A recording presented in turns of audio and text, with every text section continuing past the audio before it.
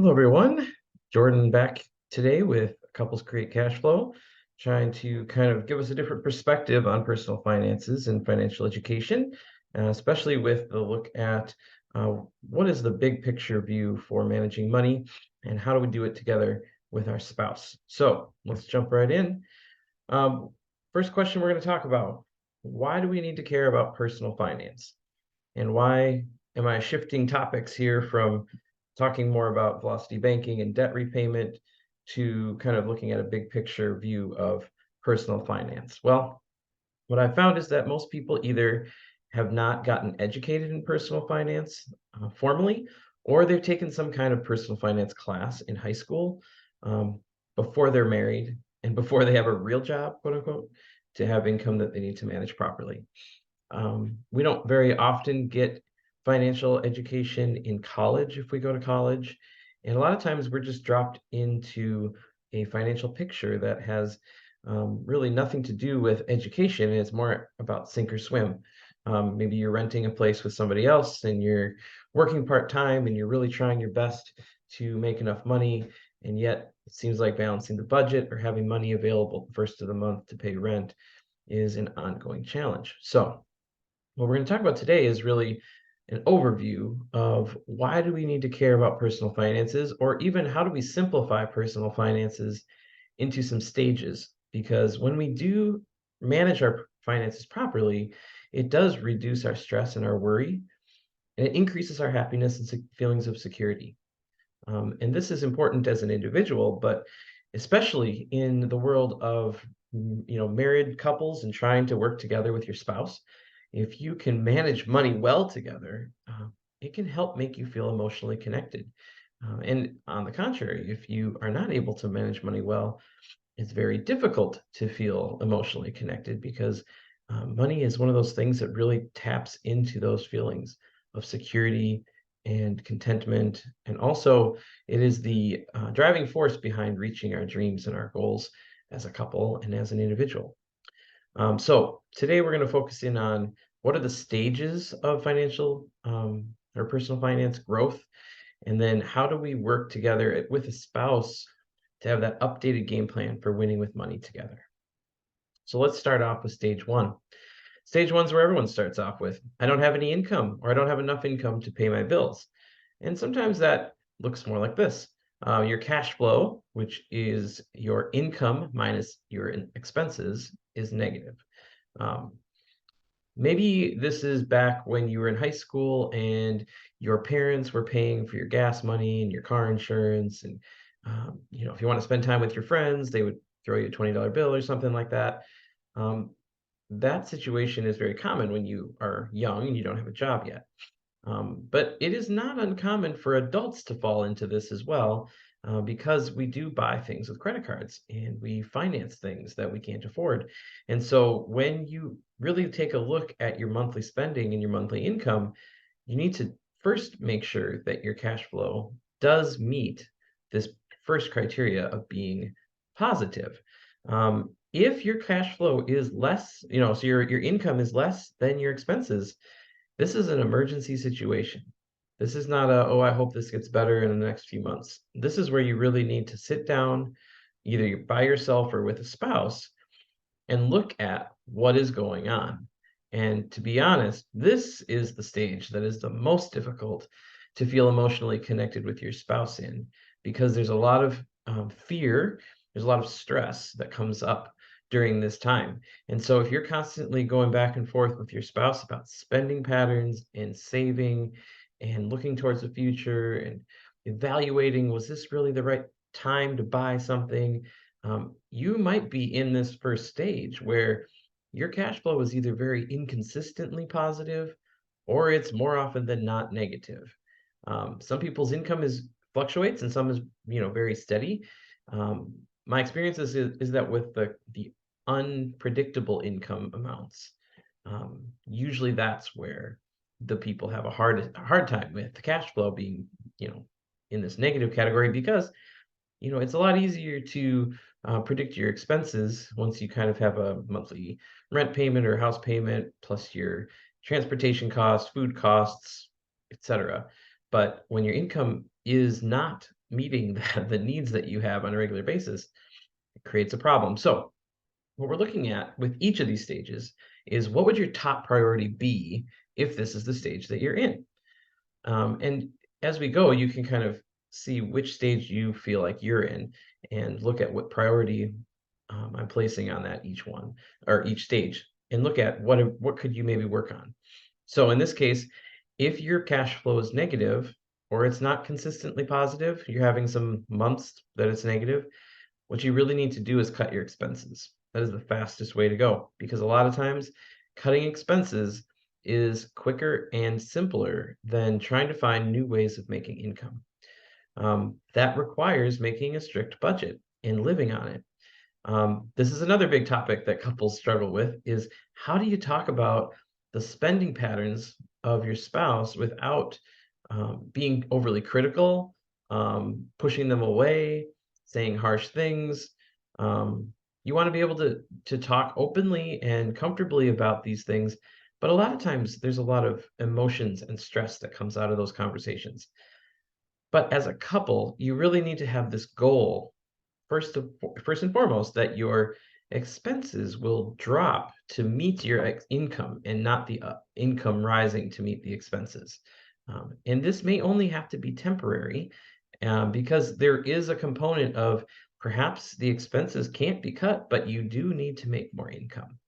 And in that case, looking for other ways of making income could be, something that you have hope for in the future. But to start off with, you need to really make sure that you're living on that strict budget.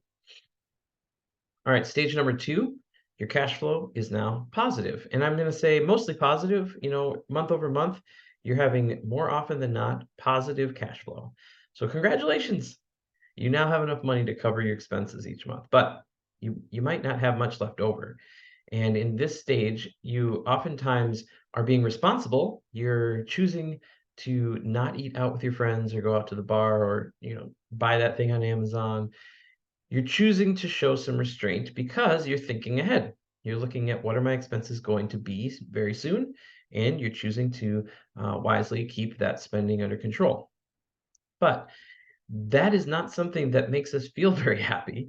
It usually makes us feel like we're cutting something out that we want or need and can make us feel kind of down and, depressed sometimes. And sometimes the solution to that we come up with is, oh, we'll just go splurge today. Let's go out to eat. Let's go see a movie. Let's go spend time with friends or, I am just going to buy what's in my Amazon cart today. Especially if you feel like you are being good, it's like a reward for being good. But really, this is the stage that's really important in your financial development because if you can harness this cash flow and make sure that it's positive, now you can actually use that cash flow for whatever purposes you value and what goals that you have. I'm going to outline some basic goals that I think could apply to anyone, but you're going to have a conversation with your partner about what is your goal as a spouse, as spouses in this marriage relationship, or if you're an individual, what goals do you have individually for this extra money that you're making? Because human nature is if I have money in my account, I will find a reason to spend it. And a lot of reason why people have problems with their monthly budget is that they see a balance in their bank account, but they forget that they have the rent payment coming up, or every 6 months they got to pay their auto insurance, or a seasonal thing comes up that they forgot about. It's just those things that will pop up from time to time. And so what we really need is some cushion. We need to have some reserves. And one of the best things to start with is an emergency fund. Dave Ramsey talks a lot about this in his Total Money Makeover and Financial Peace University curriculum. Just starting out with saving $1,000 as fast as you can. So if you have positive cash flow, use that cash flow to make a savings account or put it in cash and lock it up somewhere that you're only going to tap into that money if it's an emergency. Now, an emergency does not mean I've been good this month, I need to go buy a new shirt, or I really, really, really want to go to that movie with my friends. Whatever it ends up being, an emergency is truly I have budgeted as well as I can, and yet something happened that was outside of my control. For example, I'm taking my car to get oil changes and regular maintenance, and yet when I was driving, I had an engine problem, and I got stuck on the side of the road. Had to take it into the shop, and it was an expense I was not prepared for. Now, what I'll say about that is we want to budget for auto repairs if we're driving a car, but sometimes you don't have enough saved up to cover the whole thing. And in that case, you tap into the emergency fund. But then your next priority, once you've used money in the emergency fund, is to replace it. You always want to have $1,000 as your backup. As you go, you'll want to save a little bit more of a cushion so that if you have a larger expense, it's not gonna bother you. Or if you lose a job, if you could have, like, 3 months of income saved up, then you know for a fact that you could get another job, you'd have a little bit of time. So, we're starting with $1,000 as an emergency fund, but really we wanna try to shift over to a cushion that is large enough for us to feel a sense of, um, stability and security, but not so much that we feel complacent. We wanna be able to keep pushing our money towards the next stage because oftentimes people get stuck here. They'll save a little bit of money, and they'll feel just good enough where it's not an emergency, and then they'll kind of go back to spending their money the way they did before. And pretty soon you start to see lifestyle creep happen, and folks are spending back up to what they make. So it's paycheck to paycheck all over again. And I put on here as well, maybe you're living paycheck to paycheck despite making good income. Um, just because you make a lot of money doesn't mean that you're saving a lot of money or that you're able to invest any of your money. Maybe you're just choosing to live a lifestyle that matches up with that income without really having much left over. Happens a lot. All right, stage 3. So once you've, gotten that savings, you have an emergency fund, and maybe even put a couple of months worth of savings to the side so that you have a little bit more cushion. This is where you can really make a priority of putting that extra cash towards paying off loans. Um, you want to have the mindset of how do I get rid of monthly payments that have an interest component to the payment amount? Because what's happening is you're bleeding money or you're leaking money in your system. It's coming out in the form of interest payments, and a lot of times you don't even realize it. Even if the interest rate is low, the fact that you have a payment that requires you to pay part of that payment towards an interest balance means that you're not making full principal payments on all those loans. So really your true goal is to make as much of a dent into the principal balances of your loans. And with loan repayment, we have compounding interest that's not going in your favor. And so you want to try to make as a dent in that as fast as possible. And so really the goal would be bring down the monthly payment amounts so that you increase your cash flow. So think of it this way. If you have $100 going out each month towards your car loan, when you pay that car loan off, you now have $100 more per month to do something with, right? And so there's a few different ways to look at this. The first way would be the debt snowball that Dave Ramsey talks about. I think this is a great method. I think if this is your first time looking at debt repayment, I would definitely recommend debt snowball being your main way of looking at things. But here's the main idea. If you pay off a debt, say you do pay off that $100 car loan, that doesn't mean you now have $100 more to spend on fun things. What it means is you now have $100 of cash flow that you didn't have before that you can now use to pay off your next debt. So when I started off with my own personal finance journey, I had 4 or 5 different student loans that I had to pay off. My wife had a couple as well. And so we were trying to do this balancing act of paying our mortgage, paying our student loans, and then the monthly expenses. And so between housing costs and student loan costs, we did not really spend a whole lot of extra money on anything else, and yet we were still in a debt repayment mode because those student loans they were taking up a large part of our monthly budget. And so we targeted our loan repayment with our cash flow. So what this could look like is maybe you start with the debt snowball, which is make a list of all of your debts and look at which ones are the closest to being paid off. And regardless of how much the monthly payments are or the interest rates are, how close are you to finally paying that off and having it come off of your monthly expenses? Because what you need is a win. You need a quick win to really start the snowball, the momentum factor of having these payments, stack on top of each other. Um, I would say don't put your house mortgage, if you have one, into this debt repayment um, idea yet, because paying off your home is going to look very different depending on your situation and your long-term goals. For some people, it makes a lot of sense to pay off their home. For other people, it may not. So, for example, if you could only get a loan at about 6 to 7% interest rates right now, but your loan that you currently have is at 3%, it probably doesn't really make much sense to pay off the 3% loan faster. In fact, you might actually have a savings account that you could start that's making you 3% on your money or 4% on your money, in which case you may actually be able to take what you would have used for an extra payment and put it in a savings account. That's a whole other topic. But for right now, what we're talking about is any kind of debt that has a monthly payment and includes an interest portion to that payment. We want to try to get rid of those. So we're going to list them out top to bottom. The top one is going to be what can I get, paid off first, smallest balance, and then gradually increase the balance and just write out the total amount and the monthly payment. We don't really worry about interest rates. So we would just, once you pay off that first one, you take that monthly payment that you would normally pay and you add it on to the next one down the list so that when you make these extra payments every month, you're not only covering the minimum cost of what they want you to cover, but you're also chunking down the actual principal of the loan.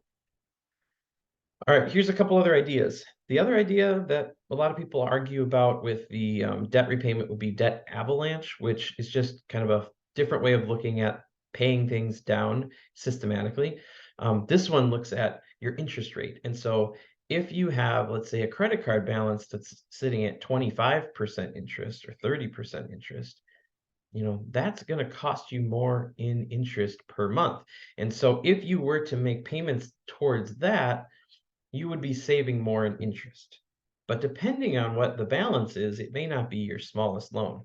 And so really, Debt Avalanche says, I don't care how quickly I pay off that first loan.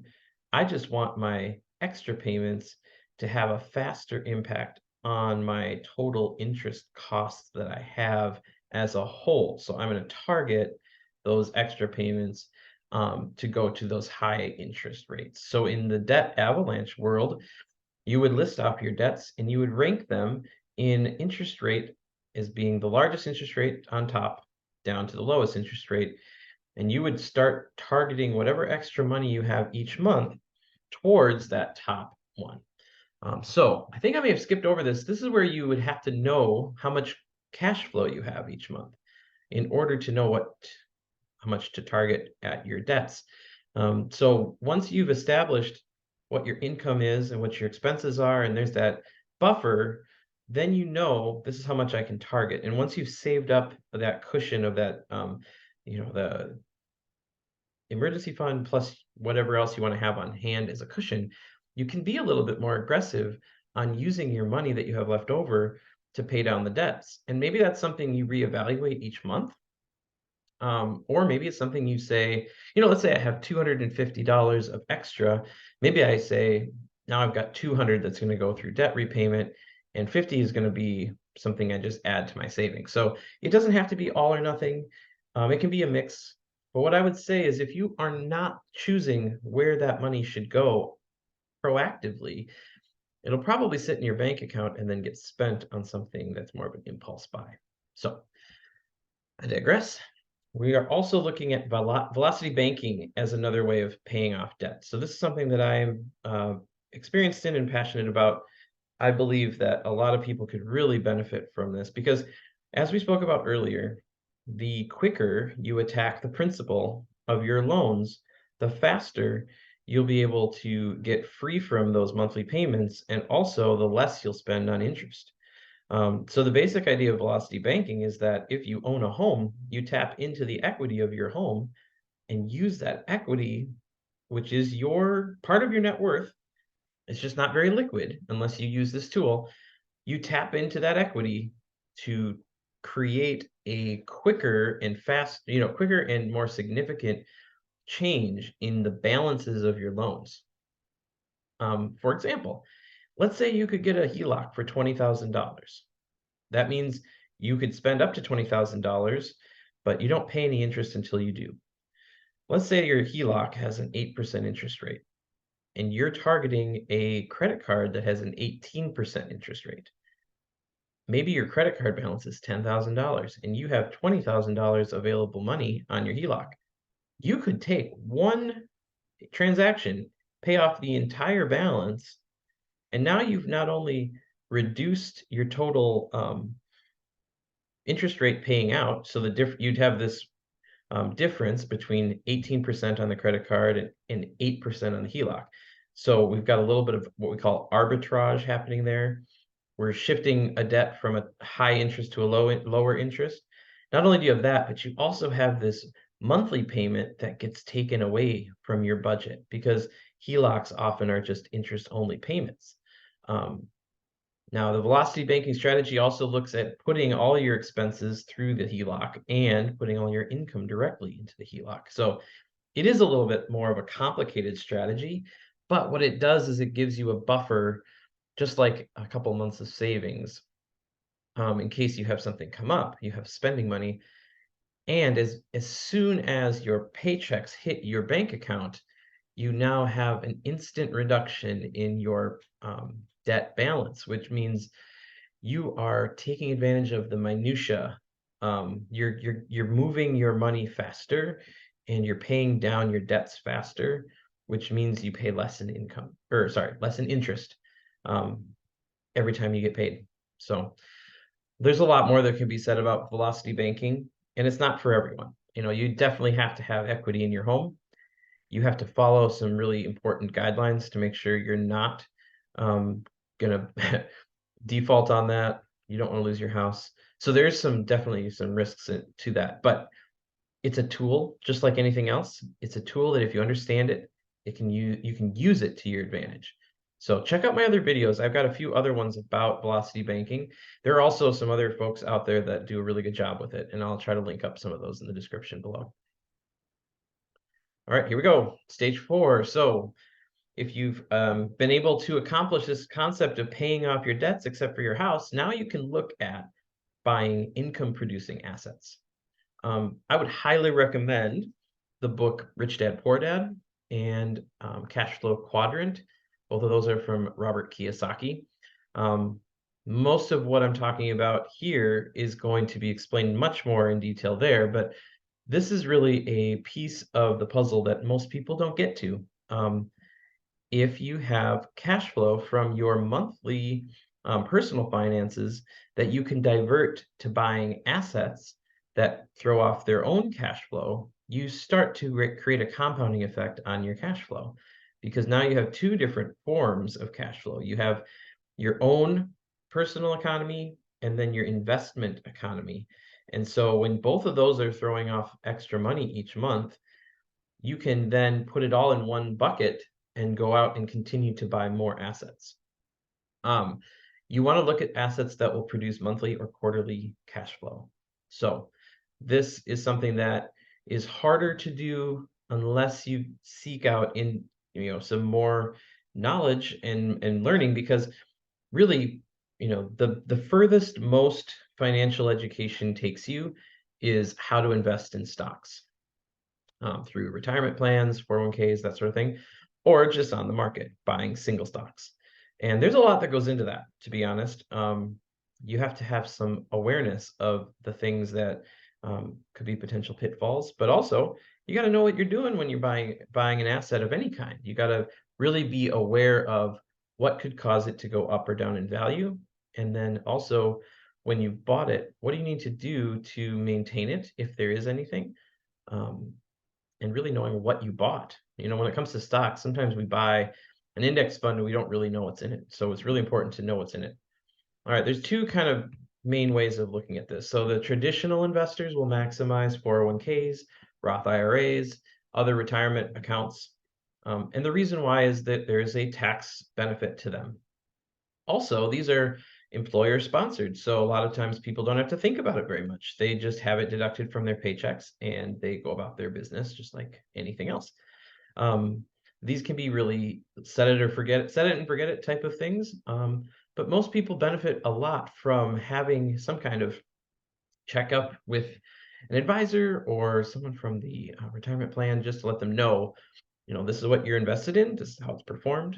You should get quarterly statements, that sort of thing.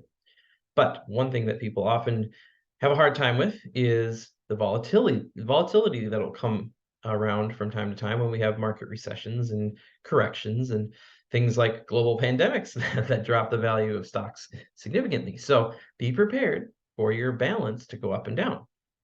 It is not the same as saving. Um, I could probably go on a tangent here for a little bit, but saving really is not the same as investing. Saving is putting your money in a place where it can't lose value. And I think a lot of times people forget that when you put money into a 401k or a Roth IRA, it could lose value. You could put $1,000 in today, the market drops 20%, and now you're at $800 instead of 1,000. Now that doesn't mean that you have forever lost that money. It just means that what you're buying, the value is going to change from day to day. And when the time comes for you to cash out that account when you retire, you're going to want to make sure that it's got more value than when you started, right? Another thing to be prepared for is your limited access to your money before your retirement age. Um, Most people don't think about this, but between the ages of 25 or whatever when you start your account to the age of 59 and a half, there's really not a lot of ways to pull your money out in a 401k unless you get a loan. Roth IRAs are a little different because you can usually take out what you've contributed without a tax penalty. But when you have something that has not been taxed yet, like a 401k, they're going to be very, very picky about what happens with that money. So you may not have access to all your money and your net worth until you get to that 59 and a half. The other thing to think about is there is a time frame after 70 and a half, and this may change, who knows, but there's kind of this time frame once you hit 70 and a half where you have to take a minimum distribution from your 401k or Roth IRA. And I'm not a tax professional. I don't really know how this works for you, but do some research on that. See what that would look like if you're getting closer to that age, because you lose out on the ability to be fully in control. Maybe you don't want to reduce the balance in your retirement fund, but the government's telling you have to take a minimum distribution. So talk with an advisor about that and kind of see what your outlook looks like. Maybe between 59 and a half and 70 and a half, there's something you can do to divert those funds into an account type that does not have as many stipulations. Another thing to look at is management fees. This is something that a lot of people don't realize, but depending on who's managing your funds, they may actually be taking as much as 3 to 4% of your balance as a management fee. This is something that can be reduced drastically depending on what funds you are investing in. So you have to look at the individual funds that your portfolio has in it to make sure that you can see the expense ratio is what it's called. Sometimes you can get really low ones, like a lot of the Vanguard ones are like 0.04%. So it is definitely possible to find ones that don't have as much of a management fee that goes with it. And usually you're looking at index funds instead of actively managed mutual funds. So just look at your quarterly statements. There should be a line item for each type of investment that you have in your retirement account. And you should be able to see the expense ratio right on there. They won't necessarily say what amount they took out, but they will tell you this is how much it costs to have them manage it, basically. And then really thinking about these investments, putting money into the stock market, you are looking at compounding your stock shares, not compounding cash flow. And this is really important because we are always told about the power of compounding interest. And it is very powerful, both negatively when you have loans, you need to think about compounding interest so that you can pay it off as fast as possible. But also when you're investing, you want to take advantage of investing early to allow your money to grow. But money doesn't just grow unless you put it in the right vehicle with the right um, environment, right? If you just put cash in a coffee can and bury it, it's not growing. It's just sitting there. So that's the difference between saving and investing. We have to look for investments that will actually cause growth to happen. So you're going to have two things that will be growing potentially in the stock market. You'll have the value of a share that you own. So maybe you own one share of something that was $200, and 5 years later, it's now worth $400. So the value of one share has increased. Great. That is going to go up and down based on volatility. There's no way to predict that, right? The other piece is if you are invested into accounts or stocks that have a dividend that is being, so you'll get paid quarterly or annually a certain percent of the profits of the company. When a shareholder receives a dividend, they have the option to cash it out and use it as cash, as income. Comes through on your taxes as ordinary income usually, or you can have it reinvested to buy more shares of that stock. And so that's where you can get some compounding is when you have, let's say you had 10 shares of something and you got enough of an annual dividend where you're basically able to buy a whole other share that year.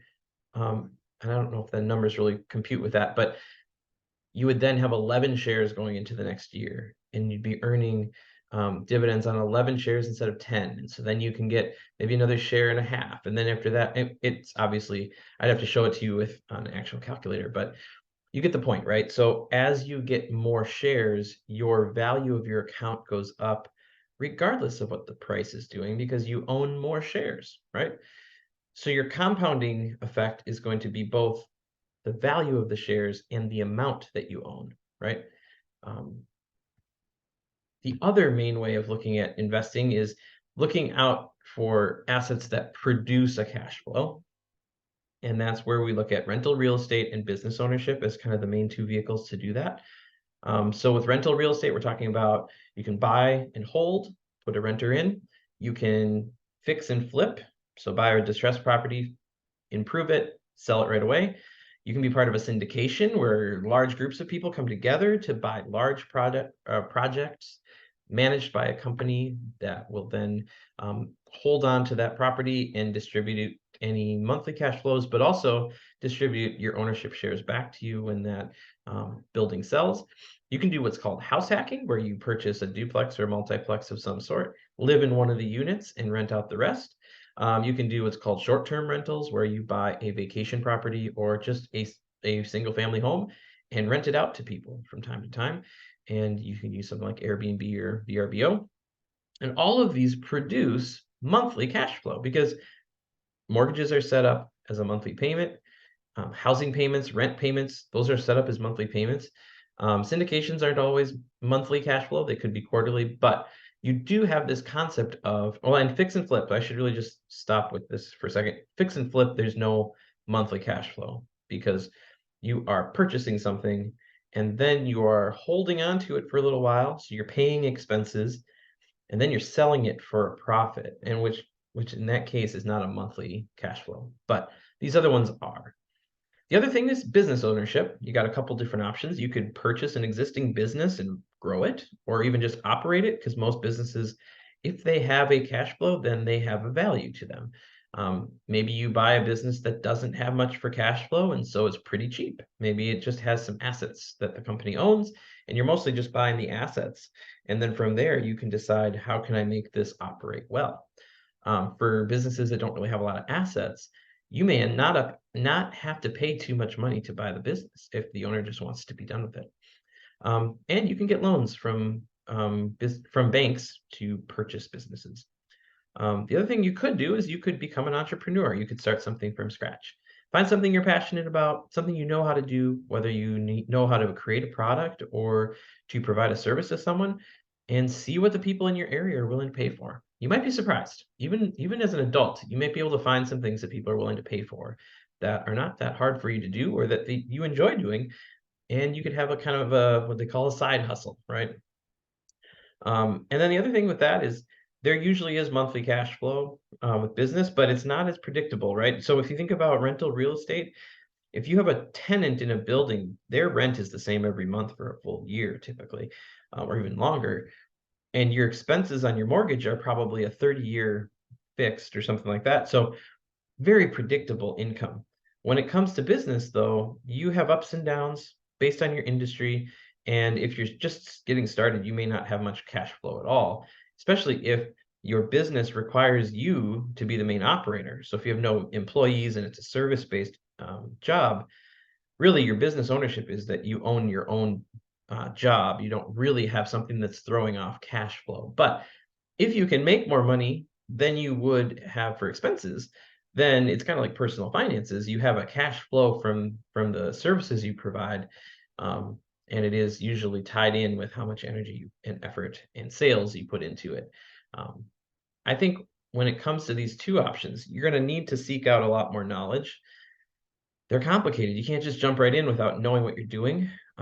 They do usually have more value as you go if you can partner with someone, especially if someone has money and you have time. Time and energy plus money usually equals success when it comes to real estate and business ownership. And sometimes you don't have both time and energy and money. Maybe you're coming into it and saying, I don't really have much money to invest, but I really have a passion about getting into real estate. Well, good. Find somebody who has a lot of money but doesn't have a lot of time and see if you can help them out.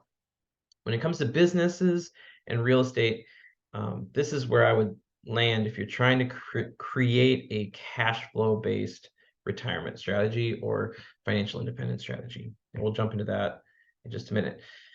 Okay, so if we want to go a little further advanced than the last slide, there are two other concepts to continue to explore if you want to add your ability to buy assets. We've already talked about velocity banking, but you can shift velocity banking from debt payoff to asset accumulation. So let's say you finish paying off all of your non-mortgage debt. Let's say we'll use that example of having a HELOC for $20,000. Well, $20,000, you could buy quite a bit of stocks with that. Is that a great idea? Not really for the velocity banking model, because if you put $20,000 into stocks, there's nothing coming back to help pay that loan down. But if you found an asset like a rental property, let's say you partnered with somebody else, or maybe you increased the balance on your HELOC or the line limit. Let's say you got your HELOC to go up to 100,000 because you have been paying down your debts, you've been paying off your mortgage, you got a $100,000 HELOC. You might be able to find a property, depending on your area, that would be $100,000 or less that you could purchase. And then now you hold the house with no monthly mortgage costs. I mean, you do have to service the interest, right? So that is something to factor into your numbers. But you have the ability to buy something with cash, right? Fix it up, and then you can either refinance it and take a loan out, 30-year loan with the new value of the house, put the cash you would get from that from the bank. You could put that back into your HELOC, pay off your HELOC, and now you got a 30-year loan and a rental property. Or maybe you're doing a fix and flip strategy where you need to go find distressed properties and pay cash with them, have a little money to fix them up, and then sell them. If you can do that a few times, cycle through that a few times, your HELOC is going to be a really key tool for that, because it gives you access to capital without having to apply for a loan. You just have that available to you. And so spending power when you're going to buy an asset is really important because it gives you opportunities that you wouldn't have had otherwise. All right, and then we're going to take a quick jump into the pool of infinite banking. If you've not heard of infinite banking, it is a concept that has been around for a while. It was made popular by R. Nelson Nash. He wrote the book, Becoming Your Own Banker. There we go. Becoming Your Own Banker. So this idea is that you use a mutually held life insurance company's long-term life insurance, where it's whole life. It's not just term insurance. You're purchasing a policy that is it's a normal life insurance policy, but the way it's designed is to continually purchase more death benefit along the way. And what ends up happening is as you purchase more death benefit, you create a larger amount of cash value. Cash value is something that allows you can take a loan out on that cash value. You can basically not have any underwriting process at all. You just basically ask for it from the life insurance company and they write you a check. You can go spend it. So it gives you this tool that you can both be preparing for your future because it's a whole life policy. It guarantees that this amount, this death benefit, will pay off to your heirs or your loved ones if you were to pass away. But what it also does is it creates a savings vehicle for you to take funds that you're keeping from your cash flow and divert them into this policy. Once you've satisfied the annual or quarterly or monthly payments for the policy, you can then borrow from that policy to then go purchase more assets. This is not a strategy for everyone. For some people, they'll look at it and say, "Oh, it's insurance, so I'm not even going to touch it." I personally have a plan, and I feel like it's working well because what happens is because it's a mutually held life insurance company. Now you can't just do this with any company. You gotta really know what you're doing or have someone who does. The mutual held life insurance company is paying you dividends each year based on how much death benefit you own. And so this is where you can do the same kind of thing. It's like a dividend reinvestment plan like your stocks would have, but it's with your life insurance policy where you're buying more death benefit with the dividends that are being sent to you due to the fact that you're a shareholder in the life insurance company.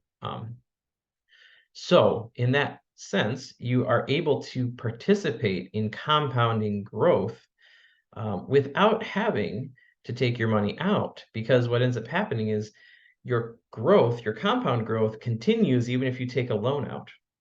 So if you have $100,000 in your cash value, sorry, you do not actually take the $100,000 out to go do something. You borrow $100,000 from the life insurance company, and they say, "Great, we can see you're in good standing on your payments. We can see that you have a death benefit in the future that's large enough where we would just take whatever loan balance you have out when you die and subtract that from your death benefit, and that'll cover your loan, so you're all set." And that's because life insurance, when it's whole life insurance, is guaranteed to pay out. So there will be a cash flow happening in the future from that life insurance company to your family when you pass away. And so because that's guaranteed, they can give you a loan with the death benefit as the collateral. So it's a lot more complicated than that, but it's also not much simpler than that. That's about as simple as I can make it. A lot of people get hung up on some of the concepts, but what I'll say is that infinite banking has been a great tool for me to have opportunities. I put money into my accounts or my life insurance policy and then had that cash value sitting on the sideline for opportunities that come up. So if it's something you're interested in, take a little time to explore that. All right, here we go. Financial independence is your final stage. This is what personal finance should really be all about. And the basic definition I'm going to give you is finances are in such a place that passive income is covering your monthly expenses, and so working is now optional. So if you have rental real estate that is producing monthly cash flow, you're not doing anything to get that. You have a business that's throwing off passive income, or you are making enough in dividends or in stock portfolio value growth. The value of your stocks is growing enough to where your monthly expenses get covered. You don't have to work anymore. You could actually just tap into the finances you already have in place to cover your monthly expenses on a personal level. So here's two different ways of looking at this destination of financial independence. The first stage, or the first way of looking at it, is the 4% rule.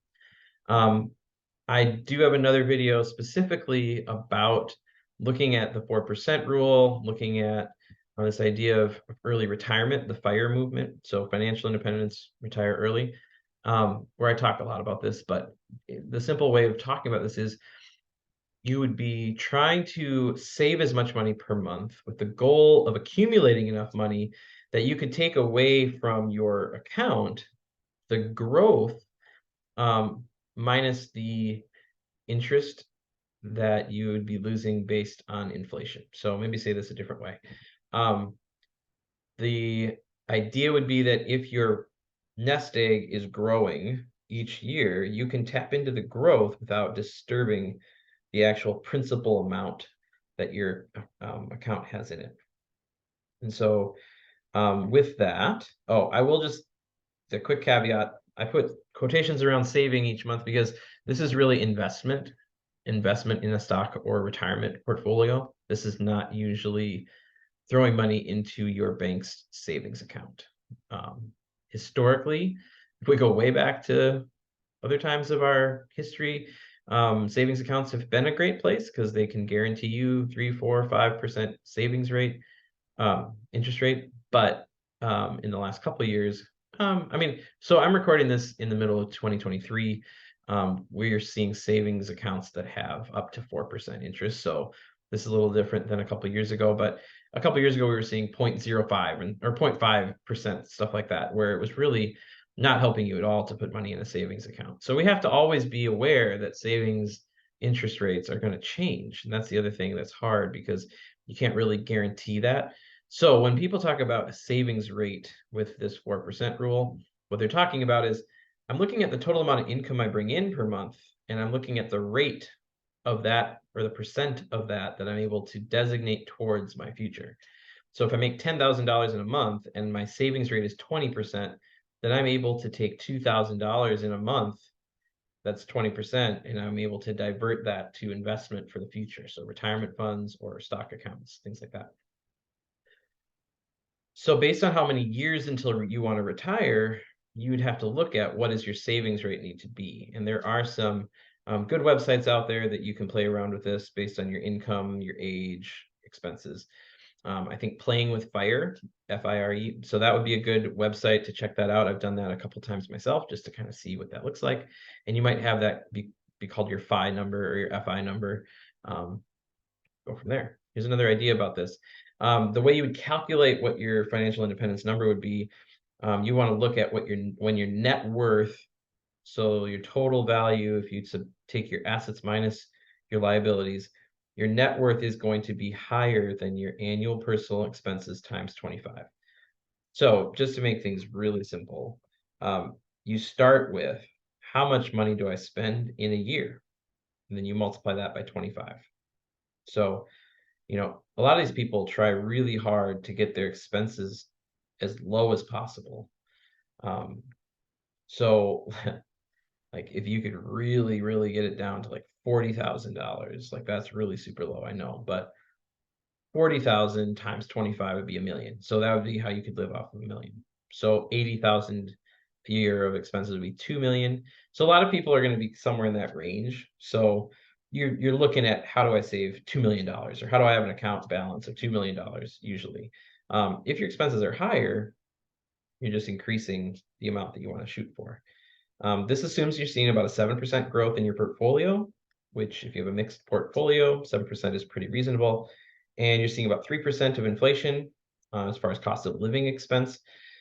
That is going to be something that fluctuates and is hard to ballpark. That was kind of the historical amount. And since COVID, we've seen inflation kind of skyrocket. So if you're actually in active retirement, you would have to adjust your withdrawal rate to really match up with both the growth in your portfolio and the inflation rate that you're seeing. So that's important to remember. And then we also have this concept of paying off your debts and putting as much money as possible into stock accounts. That's really the core mindset of this rule, is that you're paying off anything that's a loan repayment, so including your house, so that you have as much of your monthly income devoted towards saving. And that's basically the goal, right? Increase the savings rate. Here's the other way that I like to look at it. This is the cash flow model of financial independence. This looks at the equation of when your cash flow from your assets is more than your personal monthly expenses, then you are in financial independence mode. So if you've identified, hey, I make $80,000 a year, I know I spend $80,000 a year. Well, then you're looking at how do I get enough business or rental real estate assets under my control that I could produce $80,000 of cash flow in a single year. So this doesn't mean you're debt free. And this is one of the big things that really separates someone looking at things from more of a traditional 4% rule model from someone who's looking at it from a cash flow model. We're really looking at your assets. The cash flow from your assets are servicing their own monthly, your revenue from your assets are servicing your debt that is associated with those assets and also still producing a cash flow.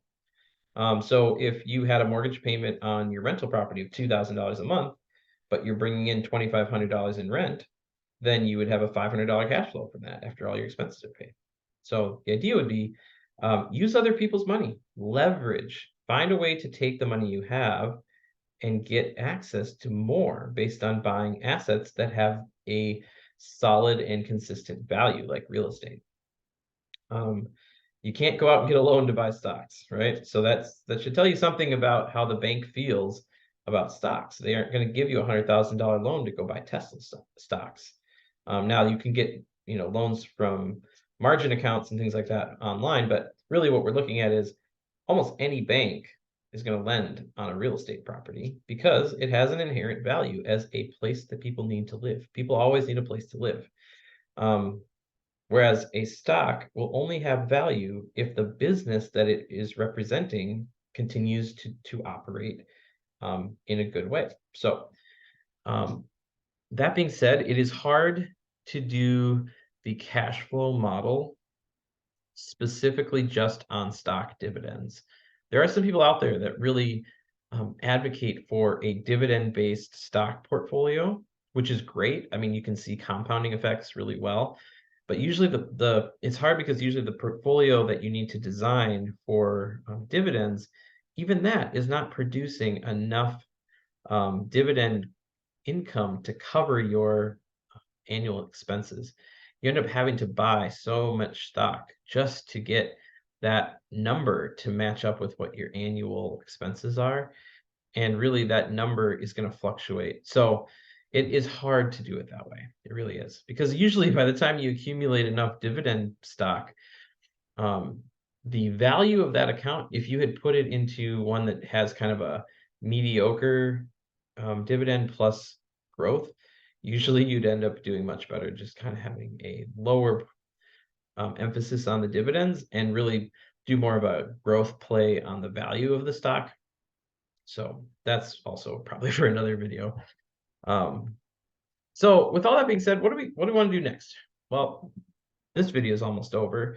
I'm hoping to make a few more about this, but the goal of this video is really to just give you an overview, like look at the entire picture. So what I want you to think about is what stage are you in right now? If you go back and look at all the stages, are you putting focus on that stage's top priority? So here's a recap. If you're in stage 1, you're looking at creating and following a budget. Stage 2, you want to save $1,000 in an emergency fund. Stage 3, you're looking at paying off your loans to increase your cash flow. Once you've done that, stage 4, you're buying assets that increase in value to provide cash flow or provide cash flow. So depending on your way of doing things, if you go 4% rule, you're just trying to buy as many stocks in an index fund that you like. And if you are going more towards the cash flow model, you're going to try to buy good income producing assets at a good price and holding them, right? So if you can kind of identify what stage you're in and look at what you need to do, how do you then identify what you need to do within the stage you're in to achieve that priority? To get to the next stage, you have to accomplish the task of the stage that you're in. So what else do you need to know? What else do you need to do? What do you need to learn? What partnerships do you need to make in order to get there? So all that being said, I'd be happy to hear any questions that you have or comments that you have. So post in the comment section if you have an idea about what else do you need to know, because I'd be happy to try to produce more content to really help each stage where they're at. And I'd love to get your feedback. If you say, hey, I'm in stage 2, this is what I feel like I still need to learn. Great. I'd love to create some videos for that. If you're like, hey, I think I'm almost done with stage 3 here, and I'm really looking at how do I invest my money to buy assets? Well, that's a big jumping point for a lot of people where they don't really know what to do after they've paid off their loans. I'm here for you. This is one of those things that I think this channel should really be helpful for you. So, anyways, that's all I've got for today. I really do hope that you find this to be helpful. And yeah, stay tuned for some more content, more specific to these different stages, and looking at how do you win with money at each stage. So, thanks for watching.